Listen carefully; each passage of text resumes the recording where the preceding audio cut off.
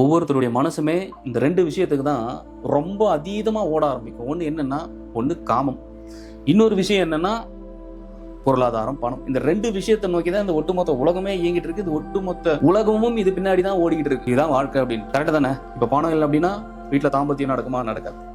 அப்போ ₹1 நீ சம்பாதிக்கலாம், உங்களுக்கு இங்க மதிப்பு இருக்குமான்னா இருக்காது. அப்போ இந்த சூழலை எது தீர்மானிக்குது அப்படின்னா, பணமும் நீங்கள் வைத்துக் கொண்டிருக்கின்ற பேரும் புகழும் அப்படின்ற ஒரு வெத்தான ஒரு கட்டமைப்புல தான் இந்த ஒட்டுமொத்த பிரபஞ்சமுமே ஆப்ரேட் ஆகிட்டு இருக்கு. அது கிடையாது. இங்க இதை தாண்டி இங்க அன்பு அப்படின்ற ஒரு விஷயம் இருக்கு. அன்பு என்கின்ற ஒரு பேருணர்வு இருக்கு. இங்க ஒவ்வொருத்தருக்குள்ளயுமே இருக்குது. ஆனா இங்க யார் மேல இங்க அன்பு செலுத்துறாங்க? இங்க என்னதான் காசு வந்து லைஃப்ல பணம் இருந்தாலும், அந்த பணம் நீங்க சம்பாதிச்சிட்டீங்கனாலும், பணம் இருந்தா வாழ்க்கை நல்லா இருக்கும்னு அந்த லைஃப் குள்ளார போயிடுறது. கல்யாணம் பண்ணிக்கிட்டு பணம் எவ்வளவு வச்சிருந்தாலுமே அந்த இடத்துல ஒரு கட்டத்துக்கு மேல பாத்தீங்க அப்படின்னா அங்க ஹாப்பினஸ் இல்ல, அங்க மகிழ்ச்சி இல்ல, அங்க இன்பம் இல்ல, அங்க ஒரு துன்பமா இருக்கு.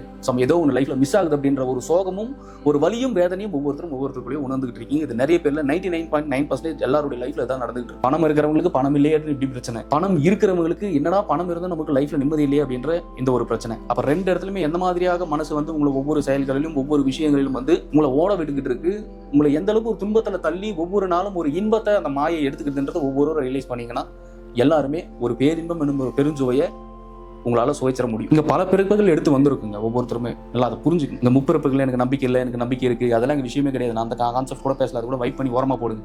ஆனா இந்த பணம், இந்த காமம் அப்படின்ற இந்த ரெண்டு விஷயத்திலேயே இந்த உலகம் அப்படின்றது முடிஞ்சிருது அப்படின்ட்டு நீங்க நினைச்சுக்கிட்டீங்கன்னா உங்களை விட ஆக சிறந்த முட்டாள் வேற யாருமே கிடையாது. இந்த ரெண்டு விஷயத்தினால நீங்க மனம் முடிஞ்சீங்கன்னா இதை தாண்டி உங்களை விட ஒரு அறியாமையில் இருக்கக்கூடிய மக்கள் யாருமே கிடையாது. இந்த காமமும் இந்த பணமும் இதை தாண்டி ஒரு தேவை அப்படின்றது இங்க இருக்கு. அதுதான் என்னன்னா, ஒவ்வொருவரும் இறைவனை சென்றடையக்கூடிய வழியையும் முக்தி பாதையையும், இறைவனை சென்றடைந்து மோட்சம் முக்தி அடையக்கூடிய பாதையை ஒவ்வொருவரும் தெரிஞ்சு வச்சுக்கணும். இதான் லைஃப், இதுதான் வாழ்க்கை. நீங்க அந்த ரூட்டட அந்த ஒரு விஷயத்தை நீங்க பாத்துட்டீங்கன்னா, எண்ட் ஆஃப் தி டே நான் இங்க தான்ப்பா போறேன், என்னுடைய மரணம் இப்படிதான்ப்பா இருக்க போகுது, நான் மரணிக்க மாட்டேன்ப்பா, ஆனா என் மரண தருவாயில எப்படி இருப்பேன், அங்க நான் போய் யாரை சந்திக்க போறேன், அங்க எந்த மாதிரியான விஷயங்கள் இருக்கு அப்படின்றத ஒவ்வொரு ஆன்மாவும் ரியலைஸ் பண்ணிட்டீங்கன்னா, ஒவ்வொருத்தரும் யோக பயிற்சிகள் மூலமாக ஒரு உயர்ந்த ஒரு உச்சத்தை நீங்க உங்களுக்கு எந்த பயமுமே இருக்காது. அதுக்கப்புறம் எல்லாருமே பிரபஞ்சமே, யூனிவர்ஸ், இறைவனே பார்த்துப்பாரு. ஆனா இந்த ஒரு விஷயத்தை நோக்கி யாருமே இங்க நகர மாட்டேன்றீங்க.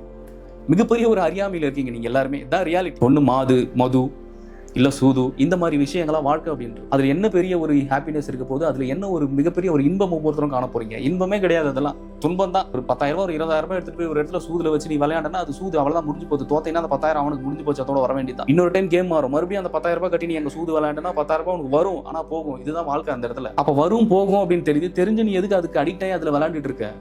ஆனா ஒருத்தவங்க உங்க லைஃப்ல விளையாண்டுட்டு இருக்கா, அது உனக்கு தெரியலையே. மாயை எனும் பெரிய கொடியன் வந்து ஒவ்வொருத்தருடைய வாழ்க்கையிலும் விளையாண்டுட்டு இருக்கும். அது ஒவ்வொருத்தருமே ரியலைஸ் பண்ணாம போயிட்டு இருக்கீங்க வாழ்க்கையில. அப்ப மனம் ஒவ்வொருத்தருடைய குடியிலும் இல்ல, மனம் ஒவ்வொருத்தருடைய கட்டுப்பாட்டிலும் இல்ல. இதுதான் காரணம். மனசுனா என்னன்னே தெரியல.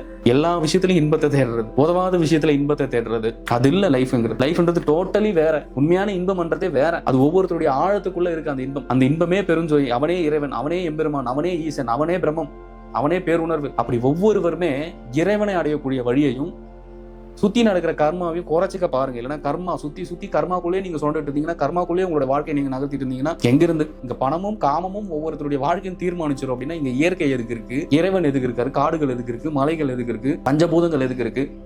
எல்லாமே நீ ரசிக்கத்தானே, எல்லாமே நீ ஹாப்பியா, நீ போற இடங்கள் எல்லாமே நீ மகிழ்வாக உங்களுடைய வாழ்க்கையை வாழத்தானே இது எல்லாமே படைக்கப்பட்டிருக்கு. ஆனா எந்த இடத்துலயுமே போய் எனக்கு அது கிடைக்கலன்னு நோக்கிறதுக்கு இறைவன் உருவாக்கி கொடுக்கல, பிரபஞ்சம் கொடுக்கல. ஆனா நொடிக்கு நொடி பிரபஞ்சம் ஒவ்வொருத்தரையுமே வாட்ச் பண்ணிக்கிட்டே இருக்கு, இறைவன் கண்காணிச்சுக்கிட்டே இருக்காரு. நீ செய்யக்கூடிய நல்லதையும் கெட்டதையும் பார்த்துட்டு அந்தந்த நொடியும் அந்தந்த தருவையும் அந்தந்த செகண்ட்ல ஒவ்வொருத்தருக்குமே இறைவன் தண்டனை கொடுத்துக்கிட்டே தான் இருக்காரு. இங்க யாரும் உங்களை ஏமாத்தல, யாரும் உங்களை ஏமாத்திட்டு போகல. நீங்க செய்யற நல்விலைக்கும் தீவினைக்கும் செகண்ட் பை செகண்ட் இறைவன் உங்களுக்கு தண்டனை கொடுத்துட்டே தான் இருக்கு. அப்ப உங்க மனம் எந்த மாதிரியான விஷயங்களுக்கு உங்களை இழுத்துட்டு போகுதுன்றது பாருங்க. எந்த மாதிரி உங்களுடைய மனம் பக்குவப்படலன்றதை பாருங்க. யாருக்கும் இங்க ஞானத்தை நோக்கி நகர்ந்தமா, ஒரு பேரறிவை நோக்கி நகர்ந்தமா அப்படின்ற ஒரு விஷயம் உங்களுக்குள்ளார இல்ல. அப்ப மனசை ஒவ்வொருவருமே யோக பயிற்சிகள் மூலமாக தன்வசப்படுத்தி ஒவ்வொருத்தருமே மனதை தன்னுடைய கட்டுப்பாட்டுல வச்சுக்கணும்.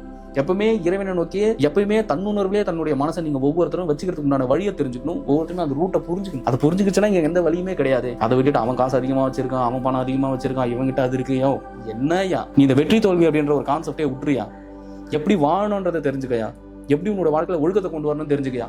உன் வாழ்க்கையில் எல்லாமே கிடைக்கும், சீரியஸா எல்லாமே கிடைக்கும். அதுக்கு முதல்ல உன்னோட மனசை ஒரு பேர் அமைதிக்கும் ஒரு பேர் உணர்வுக்கும் கொண்டு போற வழியே பிரம்மயோகம் மூலியமா நீ தெரிஞ்சுக்காம உன்னோட வாழ்க்கை மாறும். மனசை அலைப்பாய விடாது, மனசை நாலா பக்கம் விடாது. மனசு திரும்ப உனக்குள்ள ஆசைகள் கட்டமைச்சு ஆசைகளை உற்பத்தி பண்ணி போயிட்டே இருக்கும். அப்புறம் எங்கிருந்து உங்களுக்கு குரு அருள் கிடைக்கும், எங்கிருந்து உங்களுக்கு சித்தர்கள் அருள் கிடைக்கும், எங்கிருந்து உங்களுக்கு இறைவனோட அருள் கிடைக்கும். நீ இறைவன் அருள் எடுக்கிறதுக்கு முன்னாடி இங்க எதனா ஒரு செயலை செஞ்சியா, தான தர்மம் பண்ணியா, 4 உயிர்களுக்கு சேவை செஞ்சியா, 4 உயிர்களுக்கு பசி ஆற்றனையா, நீ இதெல்லாம் செஞ்சு பாரு, உங்களோட வாழ்க்கை மாறுதா இல்லையா? இறைவன் மாத்துவார் எல்லாத்தையும்.